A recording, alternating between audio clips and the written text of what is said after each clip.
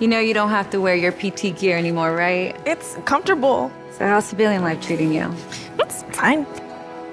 When I got out, I didn't want to admit that there was anything wrong because it felt like a failure. And then I realized, there's nothing to be ashamed of. So I started talking to someone. Maybe you are fine, but if you're not, it's okay. Thank you. If you or a veteran you know needs support, don't wait. Reach out. Find resources at va.gov/reach.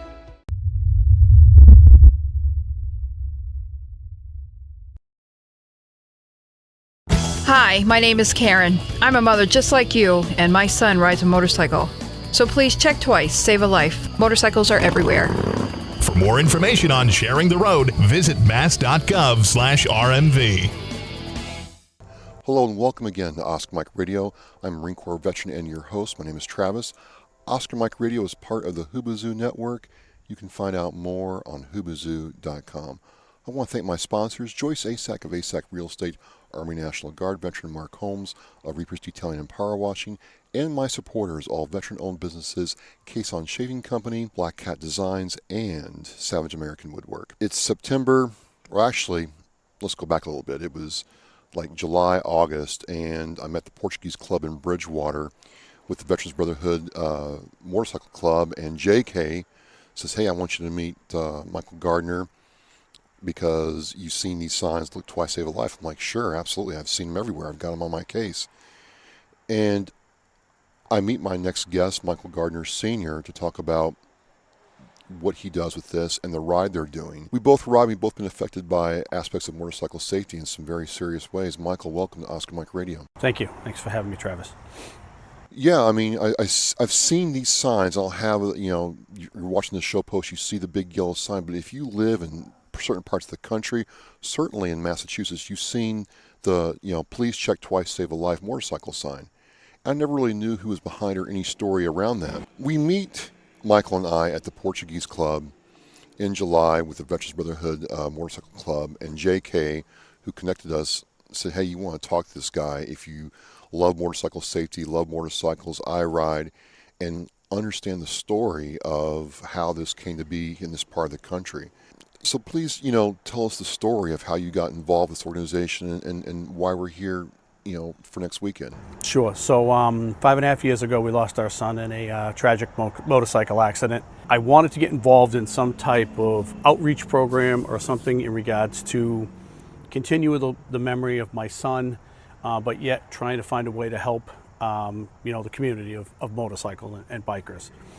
So a bunch of his friends and I all sat down to plan the first run, and I said, listen, I want to start a charity in regards to giving money to riders who have fallen or got hurt.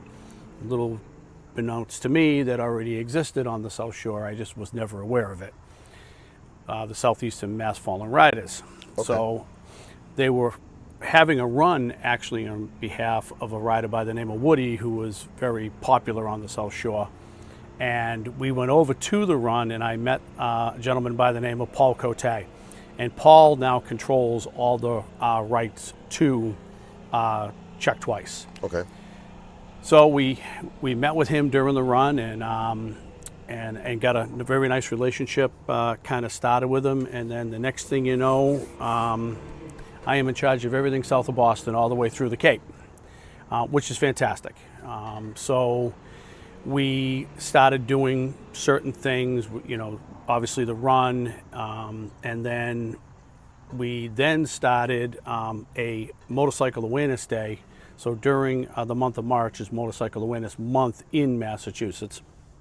We originally did a pancake breakfast, and then COVID hit, and they shut us down. So one of the kids in the group was, well, why don't we just stand on the side of the road and hold some signs? Okay. And I said, well, why don't we stand on the overpasses of highways and hold some signs? I've seen those. So last year was the third year, we literally had over 500 bikers, groups of 10 roughly, on overpasses from Route 3, 93, 495, 24, all the way down Route 6 down the Cape. So that's actually taken on a life of its own. And in the past 5.5 years, we've got out roughly around 6,000 check twice signs. So we have seen some significant drops in the fatalities south of Boston. Last year, we were a third of the year before. Wow. In the Plymouth County, Bristol County, Barnstable County sector. So I can't say that the sign is the guarantee, but there is no other metric to measure it. Sure. So I'm hoping that it does what we intended to do, and just give people that quick reminder that, you know, we're out here, it's summertime. And Well, I've been riding since I was like 19 years old, and I was telling a friend of mine last night, I said, you know, I don't know what it is, but in the last 5 years in this part of the country, it just seems like it's gotten more apprehensive, scary, for lack of a better term, to ride. Like, I have literally watched somebody look at me, look at the road, look back again, and pull right out in front of me. yeah, unfortunately, I can't quite explain the mentality of the people that don't ride. I don't know if they truly don't see us. I know we're a much smaller object. That quick glance sometimes, I don't think they pick us up. I think that was one of the reasons why my son's accident occurred. He was with two of his friends. I think the truck driver saw a different person, and my son was further up than the other two. I don't know for a fact, but it's just a feeling. So, and I think that's part of the problem. And I think the other problem too is, and I told my son for years, my son was I would call an expert motorcycle rider. Okay. He drove about 20,000 miles a year on a bike. So it wasn't a hobby. It was a way of life. Yeah, absolutely. And I tell him, you know, you got to be more careful today than ever. And I used to always get the old, I know, Dad. It was different back when you were younger. But it's not different. I mean, it's not different, and the risk is still there, but it just seems like it's magnified. Like, I'll ride through Boston going somewhere, you know, up north, and I'll ride like at 4 o'clock in the morning to avoid the Route 3 traffic. It's crazy. And then, you know, I don't know about you, I love my cell phone, but to watch a driver texting on their phone as you ride by them is something else. Texting, watching a movie, FaceTiming. Get out. Oh, I drive a lot. I drive about 30,000 miles a year.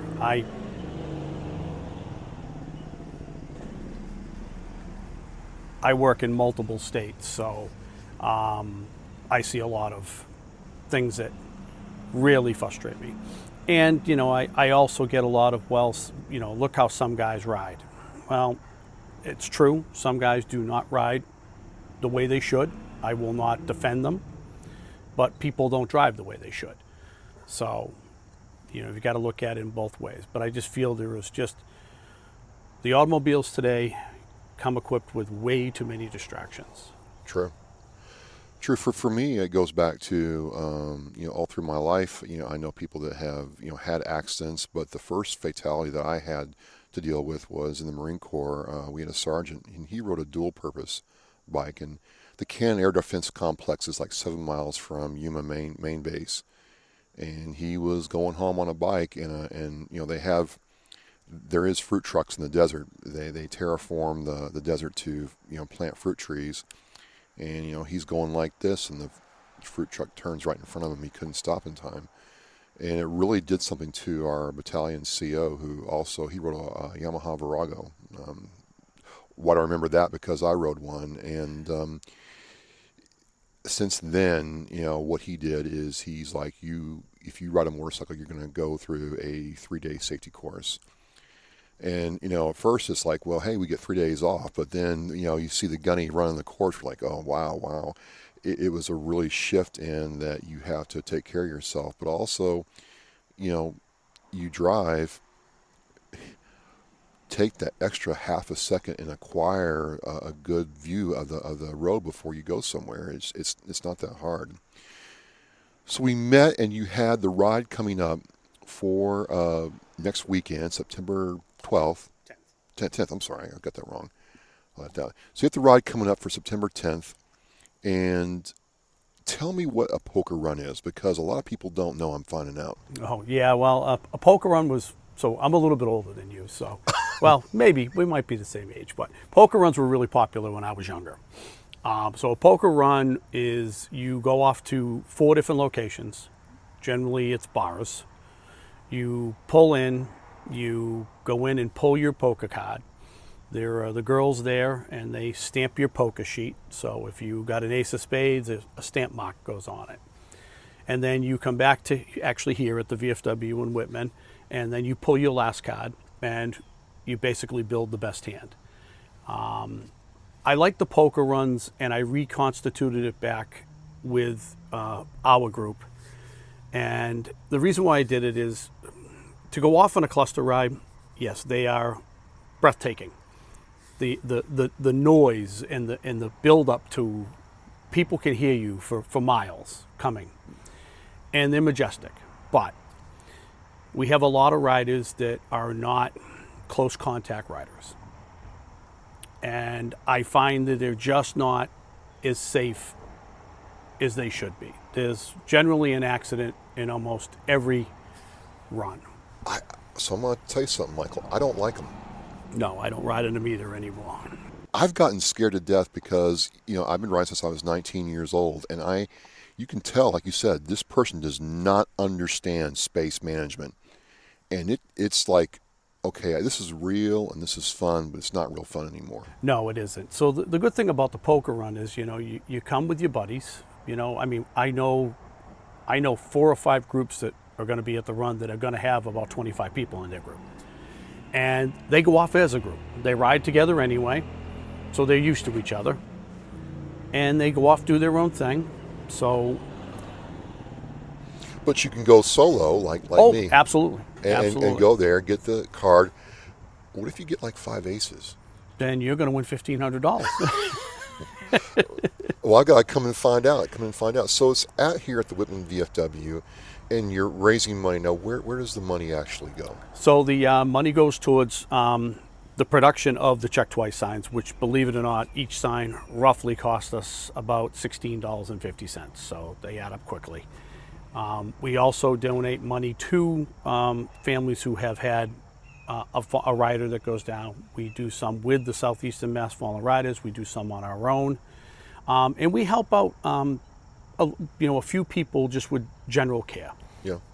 We share money with the Veterans Brotherhood. Yep. Every year. They're a big supporter. John and all the guys have, from the time we started, have always been right behind us 100%. We do a lot of things together. Whereas we were at the run, we were at the Bikini Bike Wash with the motorcycle, selling raffle tickets there. So, I don't think we said anything about it, but so each year we take an older bike and we kind of customize it, refurbish it, and sell off raffle tickets to raise some of the money that we bring in. So that's the motorcycle that you saw that day that we were there. So the guys are always, making sure that we're tagging along right behind them on anything that they have to do. And so it's a great partnership. And my son was not a military vet, but people would always ask, was he in the military? Because he was so dedicated to, the Veterans Brotherhood, any of the, the combat vet riders, all the organizations. It's just a good, brotherhood, sisterhood, fraternity. It's a really good, mix of people. You come to these things and you can. I tell veterans who have problems, being around people. I'm like, look, you can come down here. You don't have to ride and just hang out. Have a drink. Have some food. Listen to some music with some really cool people, who you'd be surprised actually when you sit down there and talk with them, really care about what you're doing and how you're doing it. No, absolutely. For motorcycle safety, I get told from time to time that certain people have their way. They just outlaw them entirely. They're not needed for the road. What do you think is going to happen with the future of motorcycles with so many cars on the road now and so many distractions inside your car? Well, I don't know what'll happen. I mean, there's so much technology today. I've often thought, and I've never really talked to anybody in the car manufacturing industry, but some type of detection system that could, we could put something in a bike that would transmit a noise in their vehicle, letting them know that there was a motorcycle around. Because, what people don't realize is that, the bar in the car. Nice catch. Played a little baseball in my day. The door Yep. jam in the car. I mean, if you think about it, you can lose a tractor trailer in that for a brief second. So just imagine losing the motorcycle. But it in does your make vision. sense. I mean, if you had two vehicles side by side and the motorcycle's telling the car, hey, I'm here, maybe, I don't know, it'd be worth trying to do, because there's so much technology. Like, I had a rental car a couple months ago, and short of keeping my coffee warm, it did everything. It's beeping me about this and that, and I close the door, and the display comes up and the displays are huge now. I don't know. I think we should put standard transmissions back in all cars. Oh, that would definitely help.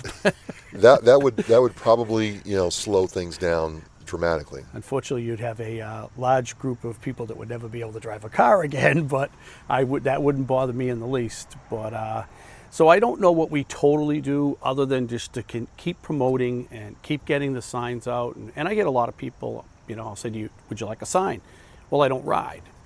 And I say, well, you don't need to ride to have a sign. Well, I don't ride. And I say, well, do you know somebody who rides? Well, yeah. And I'm like, well, then you need a sign. Don't you want them to come home safely? Oh, I never thought of it that way. And so the signs are very beneficial. I mean, we've tried to do other things. We get the DOT during the Motorcycle Awareness Month to put it on the overpasses and things like that, but it doesn't stay up very long. We've tried to put permanent signs on the highway, and believe it or not, I mean, those highway sponsor signs, they're like $6,000 for 2.5 miles. I mean, it is just not cost effective for, especially an organization like ourselves that, we basically bring in about, $75,000 to $100,000 a year. And then, operating costs of the foundation, and then everything we do. Money doesn't go, $100,000 doesn't go that far. No, not anymore, no. No. So, I mean, there's a lot of things I would love to do, but unfortunately we don't get the backing, and none of the states really back it as well as they should. So without state backing, to promote awareness even more than just at a short period of time, I don't know how we get things out the way we do beyond what we're already doing. So I had a misconception then, because I thought Massachusetts backed this. I thought this was part of the RMV's safety, program. It's partially. They finally added a segment into the driver's license exams that actually include motorcycles. Okay. But other than, and it all depends on who's in charge too. Governor Baker was pretty good. I don't know how we're going to work out. Things are going to work out moving forward. Paul Cote, who's in charge in controls, check twice. Paul also is a advocate and promotes a lot of legislature. So he really, really fights on the motorcyclist's behalf at the State House and things like that. So, but it's just, like I tell people, if you don't ride, you don't understand. It's a selfish hobby. Oh, yeah. It is, people say to me all the time, why'd you let your son ride a motorcycle? Well, I started riding at 18. Okay. So I owned a motorcycle when he was a kid, and then I put it away for a while till he got older. And then when he turned 18, we went up and bought 2 brand new Harley Davidsons together. So, he'd already been riding dirt bikes and had a Virago himself, and then we went up and got a couple of Harleys one day. So, it was in his blood. It wasn't changing it. And, it's just, it's like I said, it's a selfish hobby, but people don't realize the freeness. And I told you I own multiple businesses. The only time I can actually totally check out is on the motorcycle. 100%. I mean, when I get on, my bike's behind us, and when I get on her, it's a her, and put the thing in, her, and first gear and let the clutch out, everything's gone. That's it. You can't play with the phone. You can't talk. You can talk on the phone if you want, but I don't. They have all the helmets now that you can do the craziness. No, I don't want that. I don't want it. I want to get off the bike in an hour and a half after going for a little bit of a ride, and then picking up my phone and saying, "I'm sorry, I missed your call, but I was riding my motorcycle," and I don't talk while I'm on the bike. There's nothing like it. No. Nothing like it. So this is year 6? This is the 6th year, yes. So how can people connect with, Check Twice, Save a Life throughout the year? And then closing this down, how can people come to, and we're at the Whitman VFW right now, come here and make sure they're ready to ride? Sure. So to get any information or to request a sign, you can go to legacy24.org, and it's the numbers 24, and you can reach out to us through there. And then on September 10th, which is a week from tomorrow, we have our annual poker run. Registration is between 11 and 1. You come in, you get your poker sheets. We do in the morning make breakfast sandwiches for riders, so they can come in, grab a breakfast sandwich, congregate for a little while with people, and then head out and do your own thing, and then return by 3 o'clock. A lot usually return around 2. We have pig roast, and we also do hamburgers and hot dogs. Last year we had over 1,000 people. Nice. And I would say maybe 350 riders. So you could see how many people come to support. To support. Yeah. And then we have a live band, music. The bars are open. It's a party. It truly, truly is a party. And then at the very end, you have to listen to me talk for a few minutes, and I generally blubber. But well, I mean, this is for your son's memory, 1, and then 2. I look at it as it's for all of us. It's for helping the community. It's for all of us. Absolutely. And I said to my wife when my son passed away, if we do not engross ourselves into something to promote his legacy and to keep our goal every year, my wife and I's personal goal, is to prevent one family from receiving that phone call. I know I can't cure it all, and I can't think that way, but if one family does not have to receive that phone call. Well, I'm looking forward to a great time next Saturday here at the Whitman VFW. I enjoyed getting to talk with you at the Veterans Brotherhood event, and I want to thank JK and the rest of the VMC for making this connection. And I love motorcycles, and I will ride until I can't ride anymore. And it just takes a second just to check twice. And so I look forward to honoring your son's memory with you, Michael. Thank you. We truly appreciate it, and we thank you for having us today. No problem at all. Again, I am Travis with Oscar Mike Radio. I'm with Michael Garner Sr. from Check Twice, Save a Life. Come out next Saturday and have some fun. Go riding. Get a great hand. 5 aces is $50. So good luck, and thank you. Join us on National Wreaths Across America Day, December 16th, 2023. Each December on National Wreaths Across America Day, our mission to remember, honor, and teach is carried out by coordinating wreath-laying ceremonies at Arlington National Cemetery, as well as more than 3,700 additional locations in all 50 states, at sea and abroad. Join us by sponsoring a veteran's wreath at a cemetery near you, volunteering, or donating to a local sponsor group.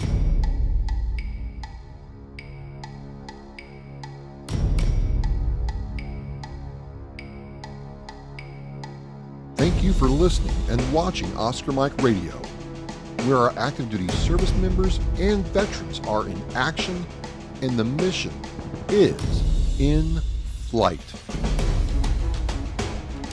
If you are a veteran or know a veteran who needs help, please dial 998 and press 1 for the Veterans Crisis Line.